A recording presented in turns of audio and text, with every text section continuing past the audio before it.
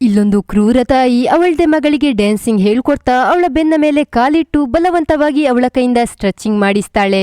ಇದರಿಂದ ಆಗೋದೇನಂದ್ರೆ ಆ ಹುಡುಗಿಯ ಬೆನ್ಮೂಳೆ ಮುರಿದೋಗಿ ನಡೆಯೋಕೆ ಬಾರದೆ ಜೀವಂತ ಶವ ಆಗೋಗ್ತಾಳೆ. ಇಷ್ಟಾದ್ರೂನು ಅವಳ ತಾಯಿ ಸುಮ್ನಿರೋಲ್ಲ. ಅವಳ ದೇಹಕ್ಕೆ ಮೆಕ್ಯಾನಿಸಮ್ ಅನ್ನ ಫಿಟ್ ಮಾಡಿ ಅವಳನ್ನ ಪೂರ್ತಿಯಾಗಿ ಡಾಲ್ ರೀತಿ ರೆಡಿ ಮಾಡಿ ಅವಳ ಮನೆಯಲ್ಲೇ ಇಟ್ಕೊಂಡಿರ್ತಾಳೆ.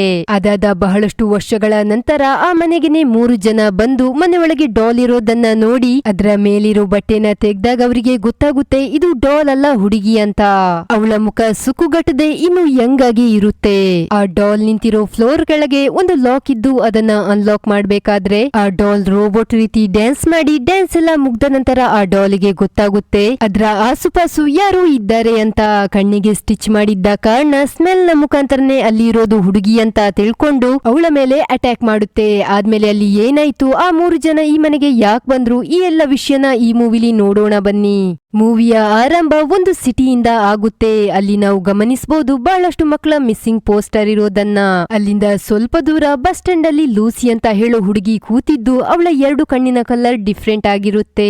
ಅವಳ ಮೆಡಿಕಲ್ ಟ್ರೈನರ್ ಆದ ಮಿಸ್ಸಸ್ ವಿಲ್ಸನ್ ಗೋಸ್ಕರ ಅಲ್ಲಿ ಕೂತು ಕಾಯ್ತಾ ಇರ್ತಾಳೆ. ಈ ವಿಲ್ಸನ್ ಲೂಸಿಗೆ ಹೋಮ್ ನರ್ಸ್ ಆಗೋಕೆ ಪ್ರಾಕ್ಟಿಕಲ್ ಟ್ರೈನಿಂಗ್ ಕೊಡೋದಾಗಿ ಇದ್ದಿರ್ತಾಳೆ. ಕೆಲ್ಸದ ಮೊದಲ ದಿವಸ ಆಗಿದ್ದ ಕಾರಣ ಲೂಸಿ ಸ್ವಲ್ಪ ನರ್ವಸ್ ಆಗಿರ್ತಾಳೆ. ಅಷ್ಟೊತ್ತಿಗೆಲ್ಲ ವಿಲ್ಸನ್ ಅಲ್ಲಿಗೆ ಬಂದು ಅವರ ಮೊದಲ ಪೇಷಂಟ್ ಮನೆ ಕಡೆ ಲೂಸಿನ ಕರ್ಕೊಂಡು ಹೋಗ್ತಾ ಅವಳ ಕಣ್ಣಿನ ಕಲರ್ ಡಿಫ್ರೆಂಟ್ ಆಗಿರೋ ಬಗ್ಗೆ ಅವಳ ಹತ್ರ ಕ್ವಶನ್ ಮಾಡ್ಬೇಕಾದ್ರೆ ಲೂಸಿ ಹೇಳ್ತಾಳೆ, ನಾನು ಹುಟ್ತಾನೆ ನನ್ನ ಕಣ್ಣ ಕಲರ್ ಇದೇ ರೀತಿ ಇರೋದು. ಡಾಕ್ಟರ್ ಪ್ರಕಾರ ಇದೊಂದು ಕಣ್ಣಿನ ಡಿಸೀಸ್ ಅಂತ. ಅದಕ್ಕೆ ವಿಲ್ಸನ್ ಯಾರ ದೇಹದಲ್ಲಿ 2 ಆತ್ಮ ಇರುತ್ತೋ ಅಥವಾ ಯಾರ ಆತ್ಮ ಎಕ್ಸ್ಚೇಂಜ್ ಆಗೋ ಚಾನ್ಸಸ್ ಇರುತ್ತೋ ಅವರ ಕಣ್ಣಿನ ಕಲರ್ ಡಿಫ್ರೆಂಟ್ ಆಗಿರುತ್ತೆ ಅಂತ ಲೂಸಿಗೆ ತಿಳಿಸ್ತಾಳೆ. ಲೂಸಿಗೆ ಇಂಥ ವಿಷಯಗಳಲ್ಲಿ ನಂಬಿಕೆ ಇಲ್ಲದೆ ಇರೋದ್ರಿಂದ ಅವರ ಮಾತನ್ನ ಸೀರಿಯಸ್ ಆಗಿ ತಗೊಳ್ಳಲ್ಲ. ಮತ್ತೆ ಫಸ್ಟ್ ಪೇಷಂಟ್ ಗೆ ಟ್ರೀಟ್ಮೆಂಟ್ ಕೊಡೋಕೆ ಅವರ ಮನೆಗೆ ಹೋಗ್ತಿರ್ಬೇಕಾದ್ರೆ ವಿಲ್ಸನ್ ತಿಳಿಸ್ತಾಳೆ, ಯಾರಿಗೆಲ್ಲ ಹಾಸ್ಪಿಟಲ್ ಗೆ ಬಂದು ಟ್ರೀಟ್ಮೆಂಟ್ ತಗೊಳ್ಳೋಕೆ ಅವರ ಕೈಯಿಂದ ಆಗ್ತಿರಲ್ವೋ ಅಂತ ವಯಸ್ಸಾದ ವ್ಯಕ್ತಿಗಳ ಮನೆಗೆ ನಾವೇ ಹೋಗಿ ಟ್ರೀಟ್ಮೆಂಟ್ ಕೊಡ್ಬೇಕಾಗುತ್ತೆ. ನನಗಿರೋ ಎಲ್ಲ ಪೇಷಂಟ್ ಇದೇ ರೀತಿ ಇರೋದ್ರಿಂದ ಅವರ ಮನೆಯ ಡೂಪ್ಲಿಕೇಟ್ ಕೀ ನನ್ನಲ್ಲಿರುತ್ತೆ ಅಂತ ಮಾತಾಡ್ಕೊಂಡು ಫಸ್ಟ್ ಪೇಷಂಟ್ ನ ಅಟೆಂಡ್ ಮಾಡ್ತಾರೆ. ಅಲ್ಲಿ ಅವರಿಗೆ ಒಂದು ಇಂಜೆಕ್ಷನ್ ಆಗಿ ಟ್ಯಾಬ್ಲೆಟ್ ಕೊಟ್ಟು ನೆಕ್ಸ್ಟ್ ಪೇಷಂಟ್ ಹತ್ರ ಹೋಗಿ ಅವರನ್ನ ಚೆಕ್ ಮಾಡಿ ಅಲ್ಲಿಂದ ಅವರ ಕೊನೆ ಪೇಷಂಟ್ ಆದ ಜೆಸಲ್ ಮನೆ ಕಡೆ ಹೋಗಿ ಸೇರ್ತಾರೆ. ಈ ಮನೆ ನಗರದಿಂದ ತುಂಬಾ ದೂರ ಕಾಡ ಮಧ್ಯೆ ಇರೋ ಒಂಟಿ ಮನೆಯಾಗಿರುತ್ತೆ. ಎಲ್ಲ ಪೇಷಂಟ್ ಹತ್ರ ಲೂಸಿನ ಕರ್ಕೊಂಡೋಗ್ತಾ ಇದ್ದು ಈ ಪೇಷಂಟ್ ಹತ್ರ ಮಾತ್ರ ಲೂಸಿನ ಕರ್ಕೊಂಡೋಗದೆ ಕಾರಲ್ಲೇ ಕೂತಿರುವಂತ ಹೇಳಿ ವಿಲ್ಸನ್ ಒಬ್ಳೆ ಮನೆ ಒಳಗೆ ಹೋಗ್ತಾಳೆ. ತುಂಬಾ ಹೊತ್ತಾದ್ರೂ ವಿಲ್ಸನ್ ನ ಪತ್ತೆನೆ ಇಲ್ದೇ ಇದ್ದ ಕಾರಣ ಕ್ಯೂರಿಯಸ್ ಆಗಿ ಲೂಸಿ ಆ ಮನೆ ಒಳಗೆ ಹೋಗೋಕೆ ಮುಂದಾಗ್ತಾಳೆ. ಅಲ್ಲಿ ಆ ಮನೆಯ ಎಲ್ಲಾ ಕಿಟಕಿ ಬಟ್ಟೆಯಿಂದ ಕವರ್ ಆಗಿದ್ದು ಹಾಗೆ ಮನೆ ಒಳಗೆ ಬಹಳಷ್ಟು ಫೋಟೋ ಹಾಗೆ ಪ್ರಾಣಿಗಳ ಸ್ಟ್ಯಾಚುನು ಇದ್ದಿರುತ್ತೆ. ವಿಲ್ಸನ್ ನ ಹುಡ್ಕೊಂಡು ಒಂದು ರೂಮಿನ ಒಳಗೆ ಹೋಗಿ ನೋಡಿದ್ರೆ ಜೆಸಲ್ ನ ಬ್ಲಡ್ ಚೇಂಜ್ ಮಾಡ್ತಾ ವಿಲ್ಸನ್ ಅಲ್ಲೇ ನಿಂತಿರ್ತಾಳೆ. ಲೂಸಿನ ನೋಡಿ ಅವಳು ಖುಷಿಯಾಗಿ ಕೆಲಸ ಕಲ್ತ್ಕೊಳ್ಳೋದ್ರಲ್ಲಿ ಇಷ್ಟೊಂದು ಇಂಟ್ರೆಸ್ಟ್ ಅಂತ ಜೆಸಲ್ ನ ಬಗ್ಗೆ ಕೆಲವೊಂದು ವಿಷಯಗಳನ್ನ ಲೂಸಿ ಹತ್ರ ಹಂಚ್ಕೋತಾಳೆ. ಜೆಸಲ್ ಒಂದು ಕಾಲದಲ್ಲಿ ದೊಡ್ಡ ಡ್ಯಾನ್ಸಿಂಗ್ ಟೀಚರ್ ಆಗಿದ್ದು ಬಹಳಷ್ಟು ಮಕ್ಕಳಿಗೆ ಡ್ಯಾನ್ಸಿಂಗ್ ಹೇಳ್ಕೊಡ್ತಾ ಇದ್ರು. ಆದ್ರೆ ಈಗ ಆರೋಗ್ಯ ಸಮಸ್ಯೆಯಿಂದ ಕೋಮಾ ಸ್ಟೇಜ್ ಗೆ ಹೋಗಿದ್ದಾರೆ ಅಂತ. ರೂಮ್ ತುಂಬಾ ಕತ್ಲಾಗಿದ್ದ ಕಾರಣ ಲೂಸಿ ಒಂದು ಕಿಟಕಿನ ಓಪನ್ ಮಾಡ್ಬೇಕಾದ್ರೆ ಜೆಸಲ್ ನ ಕತ್ನಲ್ಲಿರೋ ಒಂದು ವಿಚಿತ್ರವಾದ ಕೀನ ನೋಡಿ ವಿಲ್ಸನ್ ಹತ್ರ ಅದರ ಬಗ್ಗೆ ಕೇಳ್ತಾಳೆ. ಆಗ ವಿಲ್ಸನ್ ಜೆಸಲ್ ಒಂದು ರಿಚ್ ಆದ ಪರ್ಸನ್, ಅವಳಿಗೊಂದು ಮಗಳೂನು ಇದ್ಲು. ಆದ್ರೆ ಅವಳಿಗೆ ಮಾತು ಬರ್ತಿರ್ಲಿಲ್ಲ. ಕೆಲವು ವರ್ಷದ ಹಿಂದೆ ಹೆಲ್ತ್ ಪ್ರಾಬ್ಲಮ್ ಇಂದ ಸತ್ತೋದ್ಲು. ನಂತರ ಜೆಸಲ್ ಅವಳ ಎಲ್ಲ ಆಸ್ತಿ ಪಾಸ್ತಿ ಖಜಾನೆನ ಈ ಮನೆಯಲ್ಲೇ ಬಚ್ಚಿಟ್ಟಿದ್ದು ಅದರ ಕೀನೇ ಇದು. ನಾನು ಆ ಖಜಾನೆನ ಹುಡುಕೋ ಪ್ರಯತ್ನ ಪಟ್ಟೆ, ಆದ್ರೆ ಅದು ನಂಗೆ ಸಿಕ್ಕಿಲ್ಲ ಅಂತ ಈ ವಿಷಯದ ಬಗ್ಗೆನೆ ಮಾತಾಡ್ಕೊಂಡು ಲೂಸಿ ಹೇಳಿರೋ ಜಾಗಕ್ಕೆ ಅವಳನ್ನ ಬಿಟ್ಟು ವಿಲ್ಸನ್ ಮನೆ ಕಡೆ ಹೊರಡ್ತಾಳೆ. ಅವಳು ಹೋಗ್ತಿರೋ ದಾರಿಯಲ್ಲಿ ಒಂದು ಪುಟ್ಟ ಹುಡುಗಿ ಸೈಕಲ್ ಅಲ್ಲಿ ಹೋಗ್ತಾ ಇದ್ದು ಆ ಹುಡುಗಿನ ವಿಲ್ಸನ್ ಕಿಡ್ನಾಪ್ ಮಾಡಿ ಮನೆಗೆ ಕರ್ಕೊಂಡೋಗ್ತಾಳೆ. ಇದ್ರಿಂದ ನಾವು ತಿಳ್ಕೊಳ್ಬಹುದು ಈ ಊರಿನಲ್ಲಿ ಆಗ್ತಿರೋ ಪುಟ್ಟ ಮಕ್ಕಳ ಕಿಡ್ನಾಪ್ ಹಿಂದೆ ಈ ವಿಲ್ಸನ್ ನ ಕೈವಾಡನೆ ಇರ್ಬೇಕು ಅಂತ. ನಂತರ ಮನೆಯಲ್ಲಿ ಆ ಪುಟ್ಟ ಹುಡುಗಿನ ಕೊಂದು ಅವಳ ಬ್ಲಡ್ ನ ಬ್ಲಡ್ ಬ್ಯಾಗ್ ಅಲ್ಲಿ ಕಲೆಕ್ಟ್ ಮಾಡ್ತಾಳೆ. ಈ ಕಡೆ ಲೂಸಿ ಅಲ್ಲಿಂದ ಸೀದಾ ಅವಳ ಬಾಯ್ ಫ್ರೆಂಡ್ ವಿಲಿಯಂ ಅನ್ನ ಮೀಟ್ ಆಗೋಕೆ ಹೋಗ್ತಾಳೆ. ಅವನು ಬೋಟ್ ನಲ್ಲಿ ಕೆಲಸ ಮಾಡ್ತಾ ಇದ್ದು ಅವನ ಕೆಲಸ ಮುಗ್ದ ನಂತರ ಅವರಿಬ್ರು ಒಂದು ಅಂಗಡಿಗೆ ಹೋಗ್ತಾರೆ. ಅಲ್ಲಿ ವಿಲಿಯಂ ನ ತಮ್ಮ ಬೆನ್ ವೇಟರ್ ಆಗಿ ಕೆಲಸ ಮಾಡ್ತಾ ಇರ್ತಾನೆ. ಮೊದಲ ದಿನ ನರ್ಸ್ ಆಗಿ ಕೆಲಸ ಮಾಡಿರೋ ಎಕ್ಸ್ಪೀರಿಯನ್ಸ್ ಹೇಗಿತ್ತು ಅಂತ ಲೂಸಿ ಹತ್ರ ವಿಲಿಯಂ ಕೇಳ್ಬೇಕಾದ್ರೆ ಲೂಸಿ ಇವತ್ತು ಮೀಟ್ ಆದ ಎಲ್ಲ ಪೇಷಂಟ್ ಗಳ ಬಗ್ಗೆ ಮಾತನಾಡಿ ಜೆಸಲ್ ಬಗ್ಗೆನೂ ಹೇಳ್ಕೋತಾಳೆ. ಅವರು ಕೋಮಾದಲ್ಲಿರೋದು ಅವರ ಮನೆಯಲ್ಲಿ ಖಜಾನೆ ಬಚ್ಚಿಟ್ಟಿರೋದೆಲ್ಲ. ಅದನ್ನೆಲ್ಲ ಕೇಳಿ ವಿಲಿಯಂಗೆ ಐಡಿಯಾ ಬರುತ್ತೆ ನಾವ್ಯಾಕೆ ಆ ಖಜಾನೆನ ಕದಿಬಾರ್ದು ಅಂತ. ಆದ್ರೆ ಲೂಸಿಗೆ ಅವನ ಮಾತು ಸ್ವಲ್ಪನೂ ಇಷ್ಟ ಆಗದೆ ಅಲ್ಲಿಂದ ಎದ್ದೋಗ್ತಾಳೆ. ವಿಲಿಯಂ ಅವಳಿಗೆ ಅರ್ಥ ಮಾಡ್ಸೋಕೆ ಟ್ರೈ ಮಾಡ್ತಾನೆ, ನಮಗೀಗ ಹಣದ ಅವಶ್ಯಕತೆ ಇದೆ, ನಮ್ಗೆ ಸಿಗೋ ಸಂಬಳದಿಂದ ಮುಂದೆ ಜೀವನ ಮಾಡೋದು ತುಂಬಾನೇ ಕಷ್ಟ ಆಗುತ್ತೆ. ನಿನ್ನ ಅಪ್ಪಗೂ ವಯಸ್ಸಾಯ್ತು, ಇನ್ನು ಅವರ ಕೈಯಿಂದ ದುಡಿಯೋಕ್ಕಾಗಲ್ಲ, ಮನೆ ಮನೆಯ ಜವಾಬ್ದಾರಿ ಎಲ್ಲ ನಿನ್ನ ತಲೆಗೆನೆ ಬಂದು ನಿನಗೊಂದು ದುಡ್ಡಿನ ಅವಶ್ಯಕತೆ ಬೀಳುತ್ತೆ. ಅದಕ್ಕೆ ಕೂಲ್ ಆಗಿ ಯೋಚನೆ ಮಾಡಿ ಒಂದು ಒಳ್ಳೆ ನಿರ್ಧಾರಕ್ಕೆ ಬಾ ಅಂತ ಹೇಳಿ ಅವಳನ್ನಲ್ಲಿಂದ ಕಳಿಸ್ತಾನೆ. ಲೂಸಿನು ಆ ವಿಷಯದ ಬಗ್ಗೆನೆ ತುಂಬಾ ಯೋಚನೆ ಮಾಡ್ಕೊಂಡು ಮನೆಗೆ ಹೋಗಿ ನೋಡಿದ್ರೆ ಅಲ್ಲಿ ಅವಳಪ್ಪ ಬೇರೊಂದು ಹೆಂಗಸಿನ ಜೊತೆ ಮಾತಾಡ್ತಿರೋದನ್ನ ಕೇಳಿಸ್ಕೊಂಡು ಲೂಸಿ ಸಿಟ್ಟಾಗ್ತಾಳೆ. ಅವಳಮ್ಮ ಸತ್ತು ಸ್ವಲ್ಪನೇ ದಿನ ಆಗಿದ್ರು ಕೂಡ ಅವಳಪ್ಪ ಬೇರೆ ಹೆಂಗಸಿನ ಜೊತೆ ಪಟ್ಟಂಗ ಹಾಕ್ತಿದ್ದಾರೆ ಅಲ್ಲ ಅಂತ ಆ ಹೆಂಗಸಿನ ಬಗ್ಗೆ ಅವಳಪ್ಪನತ್ತ ಕ್ವಶನ್ ಮಾಡಿದ್ರೆ ಅವಳಪ್ಪ ನೀನ್ ಅನ್ಕೊಂಡ ರೀತಿ ಏನೂ ಇಲ್ಲ, ಅವಳನ್ನ ಸ್ಕೂಲ್ ಫ್ರೆಂಡ್ ಅಷ್ಟೇ, ಅವಳನ್ನ ಮೀಟ್ ಆಗಿ ಬರ್ತೀನಿ ಅಂತ ಹೇಳಿ ಅಲ್ಲಿಂದ ಹೊರಡ್ತಾರೆ. ಅವರು ಅಲ್ಲಿಂದ ಹೋದ್ಮೇಲೆ ಲೂಸಿ ವಿಲಿಯಂಗೆ ಕಾಲ್ ಮಾಡಿ ಯಾವಾಗ ಕದಿಯೋಕೆ ಹೋಗೋಣ ಅಂತ ಕೇಳ್ತಾಳೆ. ಯಾಕಂದ್ರೆ ಅವಳಿಗೂ ಈ ಮಿಡಲ್ ಕ್ಲಾಸ್ ಜೀವನ ಸಾಕಾಗಿರುತ್ತೆ. ಅದಕ್ಕೆ ವಿಲಿಯಂ ಇವತ್ತೇ ರಾತ್ರಿ ಹೋಗೋಣ ಅಂತ ಡಿಸೈಡ್ ಮಾಡಿ ಅದೇ ರಾತ್ರಿ ಬೆನ್, ಲೂಸಿ, ವಿಲಿಯಂ 3 ಜನ ಜೆಸಲ್ ಮನೆ ಹತ್ರ ಹೋಗ್ತಾರೆ. ಮನೆಯಿಂದ ಸ್ವಲ್ಪ ದೂರದಲ್ಲೇ ಗಾಡಿನ ನಿಲ್ಸಿ ಲೂಸಿ ಅವರಿಬ್ಬರಿಗೆ ಮನೆ ದಾರಿನ ತೋರಿಸ್ತಾ ಮುಂದೆ ಹೋಗ್ತಿರ್ಬೇಕಾದ್ರೆ ದಾರಿಲಿ ಅವಳಿಗೊಂದು ವಿಚಿತ್ರವಾದ ಬೆಳಕು ಸಿಗುತ್ತೆ. ಅದನ್ನ ಟಚ್ ಮಾಡ್ಬೇಕಾದ್ರೆ ಅದು ಅಲ್ಲಿಂದ ಮಾಯವಾಗಿ ಬಿಡುತ್ತೆ. ಮತ್ತೆ ಆ 3 ಜನ ಆ ಮನೆಯ ಕಂಪೌಂಡ್ ಹಾರ್ಕೊಂಡು ಮನೆ ತನಕ ಹೋಗಿ ಸೇರ್ತಾರೆ. ಆದ್ರೆ ಅವರಿಗೆ ಮನೆ ಒಳಗೆ ಹೋಗೋ ದಾರಿ ಮಾತ್ರ ಕಾಣಿಸಲ್ಲ. ಆಗ ಬೆನ್ ಹಾಗೆ ಲೂಸಿ ವಿಲಿಯಂಗೆ ಕನ್ವಿನ್ಸ್ ಮಾಡ್ತಾ ಇಲ್ಲಿಂದ ಹೋಗ್ಬಿಡೋಣ, ನಮ್ಗೆ ಚಿನ್ನ ಬೆಳ್ಳಿ ಉಡುವೆ ಏನು ಬೇಡ ಬಾ ಅಂತಾರೆ. ಅದಕ್ಕೆ ವಿಲಿಯಂ ಇಲ್ಲಿವರೆಗೂ ಬಂದಿದೀವಿ ಅಂದ್ರೆ ಖಜಾನೆನ ತಗೊಂಡೇ ಹೋಗೋದು ಅಂತ ಹೇಳಿ ಮನೆ ಒಳಗೆ ಹೋಗೋಕೆ ಬೇಸ್ಮೆಂಟ್ ದಾರಿ ಇರೋದನ್ನ ಕಂಡುಹುಡುಕ್ತಾನೆ. ಅದರ ಮುಖಾಂತರನೇ ಆ ಮನೆಯ ಬೇಸ್ಮೆಂಟ್ ಗೆ ಹೋಗಿ ಅಲ್ಲಿಂದ ಗ್ರೌಂಡ್ ಫ್ಲೋರ್ ಗೆ ಹೋಗಿ ತಲುಪ್ತಾರೆ. ಅಲ್ಲಿ ಧೂಳಿಡ್ದು ಕೂತ ಬಹಳಷ್ಟು ವಸ್ತುಗಳಿರ್ತವೆ. ಹಾಗೆ ಹಾಲ್ ಹತ್ರ ಹೋಗಿ ಚೆಕ್ ಮಾಡ್ತಿರ್ಬೇಕಾದ್ರೆ ಒಂದು ನರಿಯ ಸ್ಟ್ಯಾಚುನ ನೋಡಿ ಬೆನ್ ಹೆದ್ರೋಗ್ತಾನೆ. ಮತ್ತೆ ಮನೆನೆಲ್ಲ ಪೂರ್ತಿಯಾಗಿ ನೋಡ್ಬೇಕಾದ್ರೆ ಅವರಿಗೊಂದು ವಿಷಯ ತುಂಬಾನೇ ವಿಚಿತ್ರ ಅನ್ಸುತ್ತೆ. ಆ ಮನೆಯ ಪ್ರತಿ ಸಣ್ಣ ಸಣ್ಣ ಡೋರಿಗೂ ಲಾಕ್ ಹಾಕಿರೋದು. ಅಲ್ಲಿಂದ ಸೈಲೆಂಟ್ ಆಗಿ ಫಸ್ಟ್ ಫ್ಲೋರ್ ಗೆ ಹೋದ್ರೆ ಅಲ್ಲೊಂದು ರೂಮ್ ಪೂರ್ತಿ ಗೊಂಬೆಗಳೇ ತುಂಬಿಕೊಂಡಿರುತ್ತೆ. ಅದನ್ನ ನೋಡಿ ಲೂಸಿ ಅಂದ್ಕೊಳ್ತಾಳೆ ಇದು ಜೆಸಲ್ನ ಮಗಳ ರೂಮೇ ಇರ್ಬೇಕು ಅಂತ. ಅವಳಿಗೆ ಸಣ್ಣ ವಯಸ್ಸಿನಿಂದಲೂ ಮಾತನಾಡೋಕೆ ಬರ್ತಿರಲ್ಲ, ಅವಳು ಸತ್ತು ಬಹಳಷ್ಟು ವರ್ಷಗಳೇ ಆಯ್ತು ಅಂತ ಬೆನ್ ಹತ್ರ ಹೇಳ್ತಿರ್ಬೇಕಾದ್ರೆ ಈ ಕಡೆಯಿಂದ ವಿಲಿಯಂ ಅವರಿಬ್ರನ್ನ ಪಕ್ಕದಲ್ಲಿರೋ ರೂಮಿಗೆ ಕರೀತಾನೆ. ಅಲ್ಲಿ ಹೋಗಿ ನೋಡಿದ್ರೆ 4 ಅನಿಮಲ್ ಡಾಲ್ಗಳು ಚೇರ್ನ ಮೇಲೆ ಕೂತಿದ್ದು ಇದೇನಪ್ಪ ಪಾರ್ಟಿಗೆ ಕೂತ್ ರೀತಿ ಕೂತ್ ಬಿಟ್ಟಿದವಲ್ಲ ಅಂತ ಅದ್ರ ಬಗ್ಗೆನೆ ಮಾತಾಡ್ತಿರ್ಬೇಕಾದ್ರೆ ಒಂದು ಗೊಂಬೆ ಸಡನ್ ಆಗಿ ಅವರ ಕಡೆ ತಿರುಗಿ ಬಿಡುತ್ತೆ. ಅದನ್ನ ನೋಡಿ ಮೊದ್ಲಿಗೆ ಇವರಿಗೆ ಭಯ ಆದ್ರೂನು ನಂತರ ಅದನ್ನ ಇಗ್ನೋರ್ ಮಾಡಿ ಅಲ್ಲಿಂದ ಮುಂದೆ ಹೋಗ್ತಾರೆ. ಆಗ ಅವರಿಗೊಂದು ದೊಡ್ಡ ರೂಮ್ ಸಿಕ್ಕಿ ಅದನ್ನ ನೋಡಿ ವಿಲಿಯಂ ಅಂದಾಜು ಮಾಡ್ತಾನೆ ಈ ರೂಮ್ ಅಲ್ಲೇ ಚಿನ್ನ ಬೆಳ್ಳಿ ಖಜಾನೆ ಇಟ್ಟಿರ್ಬೇಕು ಅಂತ. ಆದ್ರೆ ಅದಕ್ಕೆ ಲಾಕ್ ಬಿದ್ದು ಅದನ್ನ ಓಪನ್ ಮಾಡೋಕೆ ಆಗ್ತಿರಲ್ಲ. ಆಗ ಲೂಸಿ ಹೇಳ್ತಾಳೆ ಈ ರೂಮ್ ನ ಕೀ ಜೆಸಲ್ನ ಕತ್ತಲ್ಲಿರೋ ಕೀನೇ ಆಗಿರ್ಬೇಕು ಅಂತ. ಅದನ್ನ ತಕೊಳ್ಳೋಕೆ ಟಾಪ್ ಫ್ಲೋರ್ ಅಲ್ಲಿರೋ ಜೆಸಲ್ನ ರೂಮ್ಗೆ ಹೋಗ್ತಾರೆ. ಜೆಸಲ್ನ ಕತ್ತಿಂದ ತುಂಬಾ ಈಸಿಯಾಗಿ ಕೀನ ತೆಗೆದು ವಿಲಿಯಂಗೆ ಪಾಸ್ ಮಾಡ್ತಾಳೆ. ವಿಲಿಯಂ ವಾಪಸ್ ಅದೇ ಜಾಗಕ್ಕೆ ಕೀನ ತಂದು ಡೋರ್ ನ ಓಪನ್ ಮಾಡ್ತಾನೆ. ಆದ್ರೆ ಡೋರ್ ಮಾತ್ರ ಓಪನ್ ಆಗ್ತಿರಲ್ಲ. ಅದರಿಂದ ಬೆನ್ ಆ ಡೋರ್ ನ ಒಡೆದು ಒಳಗೆ ಹೋಗಿ ನೋಡಿದ್ರೆ ಅವರು ಎಕ್ಸ್ಪೆಕ್ಟೇಷನ್ ಮಾಡಿರೋ ರೀತಿ ಅಲ್ಲಿ ಚಿನ್ನ ಬೆಳ್ಳಿ ಖಜಾನೆ ಏನು ಇರೋಲ್ಲ. ಅದೊಂದು ನಾರ್ಮಲ್ ರೂಮ್ ಆಗಿದ್ದು ಅದನ್ನ ನೋಡಿ 3 ಜನ ನಿರಾಶೆಗೊಳ್ತಾರೆ. ಆದ್ರೆ ಅಲ್ಲೇ ಪಕ್ಕದಲ್ಲಿ ಅವರಿಗೊಂದು ಡಾಲ್ ಕಂಡು ಅದರ ಹತ್ರ ಹೋಗಿ ಅದಕ್ಕೆ ಕವರ್ ಮಾಡಿರೋ ಬಟ್ಟೆನ ತೆಗ್ದಾಗ ಅವರಿಗೆ ಗೊತ್ತಾಗುತ್ತೆ ಇದು ಡಾಲ್ ಅಲ್ಲ, ಜೆಸಲ್ನ ಮಗಳ ಡೆಡ್ ಬಾಡಿ ಅಂತ. ಅದನ್ನ ನೋಡಿ ಲೂಸಿ ಅರ್ಥ ಮಾಡ್ಕೊಳ್ತಾಳೆ ಜೆಸಲ್ನ ಮಗಳೇ ಅವಳ ಖಜಾನೆ, ಇದನ್ನೇ ಅವಳು ಬಚ್ಚಿಟ್ಟಿರೋದು ಅಂತ. ಮತ್ತೆ ಡಾಲ್ ನಿಂತಿರೋ ಆ ಪ್ಲಾಟ್ಫಾರ್ಮ್ ಕೆಳಗೆ ಒಂದು ಲಾಕ್ ಇರೋದನ್ನ ವಿಲಿಯಂ ಗಮನಿಸಿ ಅವರಿಬ್ಬರಿಗೆ ತಿಳಿಸ್ತಾನೆ. ಆಗ ಲೂಸಿ ಜೆಸಲ್ನ ಕತ್ತಿಂದ ತಂದ ಕೀನ ಅದಕ್ಕೆ ಹಾಕಿ ತಿರುಗಿಸ್ಬೇಕಾದ್ರೆ ಅಚಾನಕ್ ಆಗಿ ಆ ರೂಮ್ ನ ಲೈಟ್ ಎಲ್ಲ ಆಟೋಮೆಟಿಕ್ ಆನ್ ಆಗಿ ಯಾವ ಪ್ಲಾಟ್ಫಾರ್ಮ್ ಅಲ್ಲಿ ಆ ಡಾಲ್ ನಿಂತಿರುತ್ತೋ ಅದು ತಂತಾನೆ ರೋಟೇಟ್ ಆಗಿ ಒಂದು ವಿಯರ್ಡ್ ಮ್ಯೂಸಿಕ್ ಪ್ಲೇ ಆಗುತ್ತೆ. ಅದರಿಂದ ಆ 3 ಜನ ಹೆದ್ರೋಗಿ ಭಯದಿಂದ ಏನ್ ಮಾಡ್ಬೇಕು ಅಂತ ಗೊತ್ತಾಗದೆ ವಿಲಿಯಂ ಆ ಡಾಲ್ ಗೆ ಜೋರಾಗಿ ಒದ್ದು ಬಿಡ್ತಾನೆ. ಆಗಲ್ಲಿ ಬರ್ತಿದ್ದ ಮ್ಯೂಸಿಕ್ ಲೈಟ್ ಎಲ್ಲ ಆಫ್ ಆಗಿ ನಾರ್ಮಲ್ ಸ್ಟೇಜ್ ಗೆ ಬರುತ್ತೆ. ಹೊಡೆದಿರೋ ಏಟಿನಿಂದ ಆ ಡಾಲ್ ನ ಕತ್ತು ಮುರಿದೋಗಿದ್ದು ಅದು ಅದೇ ಸೆಕೆಂಡ್ ಗೆ ಸರಿನೂ ಆಗ್ಬಿಡುತ್ತೆ. ಅಷ್ಟೊತ್ತಿಗೆ ತುಂಬಾ ಭಯಾನಕವಾದ ಸದ್ದಾಗಿ ಅದನ್ನ ಕೇಳ್ಬಿಟ್ಟು ಹೆದ್ರಿ ಅಲ್ಲಿಂದ ತಪ್ಪಿಸ್ಕೊಂಡು ಬೇಸ್ಮೆಂಟ್ ಗೆ ಓಡಿದ್ರೆ ಅಲ್ಲಿ ಅವರಿಗೊಂದು ದೊಡ್ಡ ಶಾಕ್ ಕಾದಿರುತ್ತೆ.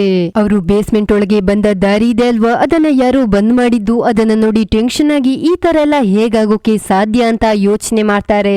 ಈಗ ಅವರಿಗೆ ಹೊರಗೋಗೋಕೆ ಯಾವ ದಾರಿನೂ ಇರೋಲ್ಲ, ಇರೋ ದಾರಿ ಎಲ್ಲಾನು ಮೊದ್ಲೇ ಲಾಕ್ ಆಗಿರುತ್ತೆ ಅಲ್ವಾ. ಆಗ ಲೂಸಿಗೆ ನೆನಪಾಗುತ್ತೆ ಅವಳು ಬೆಳಗ್ಗೆ ಬಂದಾಗ ಜೆಸಲ್ನ ರೂಮ್ ನ ಒಂದು ಕಿಟಕಿನ ಓಪನ್ ಮಾಡಿರೋದು.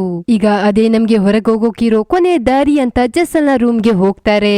ಆದ್ರೆ ಅಲ್ಲಿ ಅವರಿಗೆ ಮತ್ತೊಂದು ದೊಡ್ಡ ಶಾಕ್ ಆದಿರುತ್ತೆ. ಕೋಮಾದಲ್ಲಿದ್ದ ಜೆಸಲ್ ಅಲ್ಲಿ ಇರೋದೇ ಇಲ್ಲ, ಬದಲಾಗಿ ಆ ಬೆಡ್ ಪೂರ್ತಿ ರಕ್ತದಿಂದ ಕೂಡಿದ್ದು. ಅದನ್ನ ನೋಡಿ ಭಯದಿಂದ ಲೂಸಿ ಹಾಗೆ ವಿಲಿಯಂ ಆ ಕಿಟಕಿ ಹತ್ರ ಓಡೋಗಿ ನೋಡಿದ್ರೆ ಆ ಕಿಟಕಿನೂ ಯಾರೋ ಲಾಕ್ ಮಾಡಿರ್ತಾರೆ. ಇದರಿಂದ ಅವರಿಗೆ ಕನ್ಫರ್ಮ್ ಆಗುತ್ತೆ ಈ ಮನೆ ಒಂದು ನಾರ್ಮಲ್ ಮನೆ ಅಲ್ಲ, ಇಲ್ಲಿಗೆ ಬಂದು ಸಿಕ್ಕಾಕೊಂಡ್ ಬಿಟ್ವಿ ಅಂತ. ಅದಕ್ಕೆ ಇಲ್ಲಿಂದ ಹೇಗಾದ್ರೂ ಮಾಡಿ ಹೊರಗೆ ಹೋಗ್ಲೇಬೇಕು ಅಂತ ಕಿಟಕಿಗೆ ಹಾಕಿದ್ದ ಲಾಕ್ ನ ವಿಲಿಯಂ ಓಡಿಯೋಕೆ ಸ್ಟಾರ್ಟ್ ಮಾಡ್ತಾನೆ. ಈ ಕಡೆ ಬೆನ್ ಜೆಸಲ್ ರೂಮ್ ನಲ್ಲಿ ಒಂದು ಗ್ಲಾಸ್ ನ ನೋಡ್ತಿರ್ಬೇಕಾದ್ರೆ ಅವನ ಹಿಂದೆ ಜೆಸಲ್ ಕಾಣಿಸ್ಕೊಳ್ತಾ ಹೋಗ್ತಾಳೆ. ವಿಲಿಯಂ ಆ ಕಿಟಕಿಯ ಲಾಕ್ ನ ಒಡ್ದು ಅಲ್ಲಿಂದ ಹೊರಗೆ ಹೋಗ್ಬೇಕು ಅನ್ನೋವಷ್ಟರಲ್ಲೇ ಬೆನ್ ರೂಮ್ ಅಲ್ಲಿ ಕಾಣಿಸ್ಕೊಳ್ಳಲ್ಲ.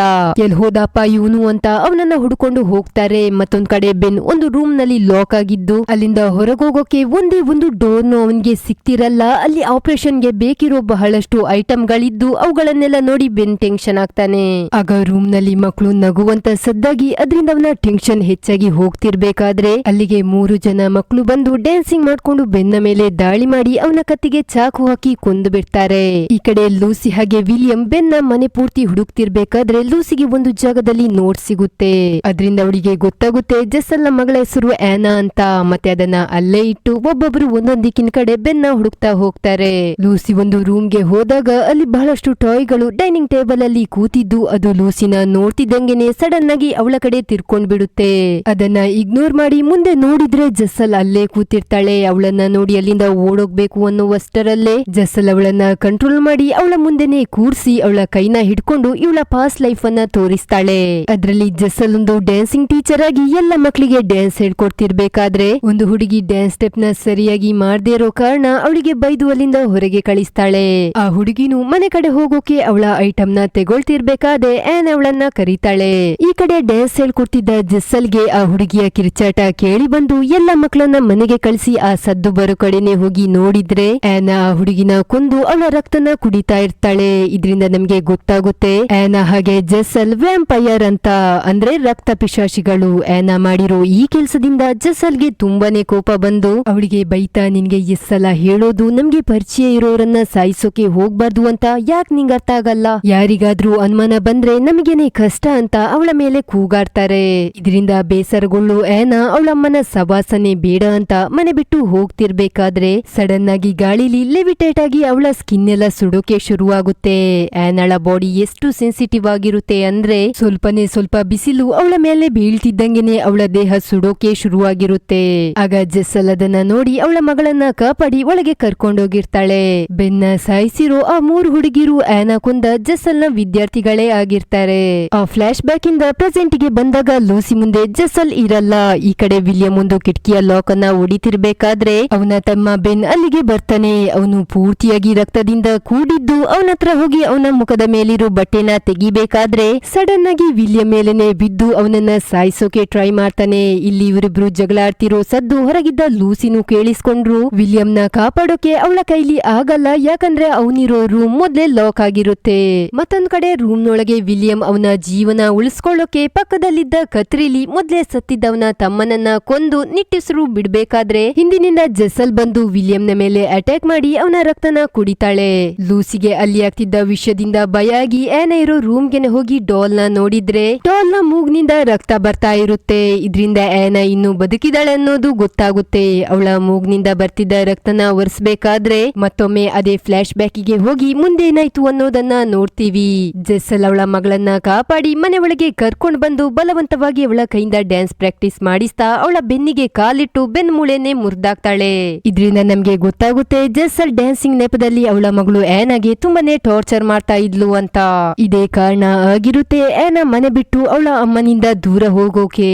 ಆ ಫ್ಲಾಶ್ ಬ್ಯಾಕ್ ಇಂದ ಹೊರಗೆ ಬಂದ್ಮೇಲೆ ಲೂಸಿ ಆನಾ ಹತ್ರ ಕೇಳ್ತಾಳೆ, ನೀನ್ ಇನ್ನೂ ಬದುಕಿದ್ಯಾ? ಆಗ ಆನಾ ಅಲ್ಲೇ ಡ್ಯಾನ್ಸ್ ಮಾಡ್ತಾ ಅದಕ್ಕೆ ಆನ್ಸರ್ ತಿಳಿಸ್ಬಿಟ್ಟು ಸಡನ್ ಆಗಿ ಲೂಸಿ ಮೇಲೆ ಅಟ್ಯಾಕ್ ಮಾಡಿ ಅವಳ ಕತ್ತಿಸ್ಕಿ ಸಾಯಿಸೋಕೆ ಮುಂದಾಗ್ತಾಳೆ. ಲೂಸಿ ಸ್ಟ್ರಾಂಗ್ ಇದ್ದ ಕಾರಣ ಅವಳನ್ನ ಪಕ್ಕಕ್ಕೆ ತಳ್ಳಿ ಅಲ್ಲಿಂದ ತಪ್ಪಿಸ್ಕೊಂಡು ಹೋಗ್ತಿರ್ಬೇಕಾದ್ರೆ ವಿಲ್ಸನ್ ಬಂದು ಲೂಸಿಗೆ ಇಂಜೆಕ್ಷನ್ ಕೊಟ್ಟು ಅನ್ಕಾನ್ಶಿಯಸ್ ಮಾಡಿ ಒಂದು ರೂಮಿಗೆ ಕರ್ಕೊಂಡು ಹೋಗ್ತಾಳೆ. ಲೂಸಿಗೆ ಕಾನ್ಶಿಯಸ್ ಬಂದಾಗ ಅವಳೊಂದು ಸ್ಟ್ರೆಚರ್ ನಲ್ಲಿದ್ದು ಈ ತರ ಎಲ್ಲ ಯಾಕೆ ಮಾಡ್ದೆ ಅಂತ ವಿಲ್ಸನ್ ಹತ್ರ ಕೇಳ್ಬೇಕಾದ್ರೆ ಅವಳು ಹೇಳ್ತಾಳೆ, ಜೆಸ್ಸಲ್ ನನ್ನ ಡ್ಯಾನ್ಸಿಂಗ್ ಟೀಚರ್ ಆಗಿದ್ದು ಅವತ್ತು ಆನಳ ಬೆನ್ನು ಮೂಳೆ ಮುರ್ದ ದಿನನು ನಾನು ಅಲ್ಲೇ ಇದ್ದೆ ಅಂತ. ನಂತರ ಅವಳ ಮುಂದೆನೆ ಆನಳ ಬೆನ್ನಿಗೆ ಮೆಕ್ಯಾನಿಸಮ್ ಅನ್ನ ಫಿಟ್ ಮಾಡಿರ್ತಾಳೆ, ಕನಿಷ್ಠ ಪಕ್ಷ ಅವಳ ದೇಹ ಪ್ರಿಸರ್ವ್ ಆಗಿರ್ಲಿ ಅಂತ. ಆದ್ಮೇಲಿಂದ ವಿಲ್ಸನ್ ಜೆಸ್ಸಲ್ ಒಂದು ವ್ಯಾಂಪೈರ್ ಅನ್ನೋದನ್ನ ಯಾರಿಗೂ ಹೇಳ್ದೆ ಅವಳಿಗೆ ಕುಡಿಯೋಕೆ ರಕ್ತದ ವ್ಯವಸ್ಥೆ ಹಾಗೇನೆ ಅವಳ ಕಾಳಜಿ ವಹಿಸ್ಕೊಂಡು ಇದುವರೆಗೂ ಬಂದಿರ್ತಾಳೆ. ಅದಾದ ನಂತರ ಈ ಕಡೆ ಜೆಸ್ಸಲ್ ಅವಳ ಮಗಳು ಆನನ ಅದೇ ರೂಮ್ಗೆ ಕರ್ಕೊಂಡ್ ಬಂದು ಲೂಸಿಯ ಹೊಟ್ಟೆನ ಅವಳ ಉಗುರಿನಿಂದ ಕಟ್ ಮಾಡಿ ಅದರ ಒಳಗೆ ಸತ್ತ ಹುಳನ ಹಾಕ್ತಾಳೆ. ಇದೇ ರೀತಿ ಆನಾ ಜೊತೆನೂ ಮಾಡಿ ಅವಳ ದೇಹಕ್ಕೆ ಹುಳನ ಹಾಕ್ಬಿಟ್ಟು ಲೂಸಿಯ ಕಣ್ಣಿಗೆ ಸೀಲ್ ಮಾಡಿ ಒಂದು ರಿಚುವಲ್ ಪರ್ಫಾರ್ಮೆನ್ಸ್ ಅನ್ನ ಮಾಡ್ತಾಳೆ. ಅದು ಮುಗ್ದ ನಂತರ ಲೂಸಿ ಹಾಗೆ ಆನಾ ಇಬ್ಬರ ಬಾಯಿಂದ ಆ ಹುಳ ಜೀವಂತವಾಗಿ ಹೊರಗ್ ಬಂದು ಲೂಸಿಯ ಹುಳ ಆನಳ ದೇಹಕ್ಕೆ, ಆನಳ ಹುಳ ಲೂಸಿಯ ದೇಹಕ್ಕೆ ಸೇರುತ್ತೆ. ಮತ್ತೆ ಸ್ವಲ್ಪ ಹೊತ್ತಿನ ನಂತರ ವಿಲ್ಸನ್ ಲೂಸಿನ ಜೆಸ್ಸಲ್ ಹತ್ರ ಕರ್ಕೊಂಡ್ ಬಂದಾಗ ಲೂಸಿ ಮಿರರ್ ಅಲ್ಲಿ ಅವಳ ಮುಖನೇ ತುಂಬಾ ವಿಚಿತ್ರವಾಗಿ ನೋಡ್ತಾ ಇದ್ದು ಈಗ ಅವಳ ಕಣ್ಣಿನ ಕಲರು ಸೇಮ್ ಆಗಿರುತ್ತೆ. ಇದ್ರಿಂದ ನಾವು ಅರ್ಥ ಮಾಡ್ಕೋಬಹುದು ಜೆಸ್ಸಲ್ ರಿಚುವಲ್ ಪರ್ಫಾರ್ಮೆನ್ಸ್ ನ ಮಾಡಿ ಆನಾ ಹಾಗೆ ಲೂಸಿಯ ಆತ್ಮನ ಎಕ್ಸ್ಚೇಂಜ್ ಮಾಡಿದಾಳೆ ಅಂತ. ಇಷ್ಟೆಲ್ಲ ಜೆಸ್ಸಲ್ ಅವಳ ಮಗಳಿಗೋಸ್ಕರ ಮಾಡಿದ್ದು ವಾಪಸ್ ಆನಾ ಮೊದಲ ರೀತಿಯೇ ಆಗಿ ಅವಳ ಜೊತೆ ಡ್ಯಾನ್ಸ್ ಮಾಡಿ ಕೊನೆವರೆಗೂ ಅವಳ ಜೊತೆನೆ ಇರ್ಲಿ ಅಂತ. ಈಗ ಲೂಸಿಯ ದೇಹದಲ್ಲಿದ್ದ ಆನಾಗೆ ಜೆಸ್ಸಲ್ ಡ್ಯಾನ್ಸ್ ಮಾಡುವಂತ ಹೇಳ್ತಾಳೆ. ಆದ್ರೆ ಈಗ ಆನಾಗೆ ಯಾವ ಡ್ಯಾನ್ಸ್ ಮಾಡಕ್ಕೂ ಇಷ್ಟ ಇರೋಲ್ಲ, ಅದಕ್ಕೆ ಅವಳು ಡ್ಯಾನ್ಸ್ ಮಾಡೋಲ್ಲ. ಅದರಿಂದ ಕೋಪಗಳು ಜೆಸ್ಸಲ್ ಆನಾ ಕೈಯಿಂದ ಬಲವಂತವಾಗಿ ಡ್ಯಾನ್ಸ್ ಮಾಡಿಸುವಂತ ವಿಲ್ಸನ್ ಗೆ ಆರ್ಡರ್ ಮಾಡಿದಾಗ ವಿಲ್ಸನ್ ಅವಳ ಹತ್ರ ಹೋಗಿ ಅವಳಿಗೆ ಫೋರ್ಸ್ ಮಾಡ್ಬೇಕಾದ್ರೆ ಅವಳ ಪಾಕೆಟ್ ನಲ್ಲಿದ್ದ ಕತ್ರಿಯಿಂದಲೇ ಅವಳನ್ನ ಕುಂದು ಅವಳ ತಾಯಿ ಕತ್ತಿಗೂ ನುಗ್ಸಿ ಅಲ್ಲಿಂದ ಲೂಸಿ ಇರೋ ರೂಮ್ ಗೆ ಹೋಗಿ ಅವಳ ಕಣ್ಣಿಗೆ ಹಾಕಿದ್ದ ಸೀಲ್ ನ ತೆಗೆದು ಅವಳ ರಕ್ತನ ಲೂಸಿಗೆ ಕುಡಿಸ್ತಾಳೆ. ಆಗ ಲೂಸಿಗೆ ಕಾನ್ಶಿಯಸ್ ಬಂದು ಅವಳನ್ನವಳು ಹೊಸ ದೇಹದಲ್ಲೇ ಕಂಡ್ಕೊಳ್ತಾಳೆ. ನಂತರ ಅವರಿಬ್ರು ಅಲ್ಲಿಂದ ಹೋಗ್ತಿರ್ಬೇಕಾದ್ರೆ ಮತ್ತೊಮ್ಮೆ ಜೆಸ್ಸಲ್ ಅವರ ಮೇಲೆ ಅಟ್ಯಾಕ್ ಮಾಡ್ತಾಳೆ. ಆಗ ಕೋಪದಿಂದ ಆನಾ ಅವಳನ್ನ ಟಾಪ್ ಫ್ಲೋರ್ ನಿಂದ ಕೆಳಗೆ ಬಿಸಾಕ್ ಬಿಡ್ತಾಳೆ. ಇಷ್ಟಾದ್ರೂ ಜೆಸ್ಸಲ್ ಮಾತ್ರ ಇನ್ನೂ ಸತ್ತಿರಲ್ಲ. ಅದಕ್ಕೆ ಲೂಸಿ ಹಾಗೆ ಆನಾ ಜೆಸ್ಸಲ್ ನ ಬಾಯಿನ ಹಿಡ್ಕೊಂಡು ಪೂರ್ತಿ ದೇಹನ 2 ಪೀಸ್ ಮಾಡಿ ಕೊಂದು ಅಲ್ಲಿಂದ ಹೊರಗೆ ಹೋಗ್ತಾರೆ. ಮರುದಿನ ಬೆಳಗ್ಗೆ ಲೂಸಿ ಹಾಗೆ ಆನಾ ಸಮುದ್ರದ ಪಕ್ಕ ಇರೋ ಬಂಡೆ ಕಲ್ಲತ್ರ ಹೋಗಿ ಲೂಸಿ ಅವಳ ಮೇಲೆ ಹಾಕಿದ್ದ ಕಂಬಳಿನ ತೆಗ್ದಾಗ ಅವಳು ಗಾಳಿಲಿ ಲೆವಿಟೇಟ್ ಆಗಿ ಸ್ಕಿನ್ ಎಲ್ಲ ಸುಟ್ಟೋಗಿ ಅಲ್ಲಿಂದ ಮಾಯವಾಗಿ ಬಿಡ್ತಾಳೆ. ಇಲ್ಲಿಗೆ ಈ ಮೂವಿ ಮುಗಿಯುತ್ತೆ. ಹಾಗೇನೆ ಇನ್ನೊಂದು ವಿಷಯನು ನಾನ್ ನಿಮ್ಗೆ ತಿಳಿಸ್ಲೇಬೇಕಾಗುತ್ತೆ. ಅದೇನಂದ್ರೆ ಲೂಸಿಗೆ ಬದುಕೋ ಯಾವ ಇಂಟ್ರೆಸ್ಟು ಇರೋಲ್ಲ. ಬದುಕೋಕ್ಕಿಂತ ಸತ್ತು ಮುಕ್ತಿ ಕಾಣೋದ್ರಲ್ಲೇ ಅವಳಿಗೆ ಹೆಚ್ಚು ಖುಷಿ ಇರುತ್ತೆ. ಇಲ್ಲಿ ಲೂಸಿ ಸತ್ತು ಮುಕ್ತಿ ಕಂಡ್ರೆ ಆನಾ ಬದುಕಿ ಖುಷಿ ಕಾಣ್ತಾಳೆ. ಆನಾಗೆ ಮೊದ್ಲಿನಿಂದಲೂ ಆ ಕಾಡು ಮನೆ ಇವುಗಳಿಂದ ದೂರ ಹೋಗಿ ಈ ಸುಂದರ ಪ್ರಪಂಚನ ನೋಡೋ ಆಸೆ ಇರುತ್ತೆ. ವ್ಯಾಂಪೈರ್ ಆಗಿದ್ದ ಕಾರಣ ಅದು ಅವಳ ಕೈಯಿಂದ ಆಗಿರಲ್ಲ. ಆದ್ರೆ ಈಗ ಅವಳು ಲೂಸಿಯ ದೇಹದಲ್ಲಿದ್ದ ಕಾರಣ ಅವಳ ಎಲ್ಲ ಆಸೆನೂ ಈಡೇರಿರುತ್ತೆ. ಇಲ್ಲಿವರೆಗೂ ಬಂದಿದ್ದೀರಿ ಅಂದ್ರೆ ವಿಡಿಯೋನ ಲೈಕ್, ಚಾನೆಲ್ ಅನ್ನ ಸಬ್ಸ್ಕ್ರೈಬ್ ಮಾಡ್ಕೊಂಡೇ ಹೋಗಿ.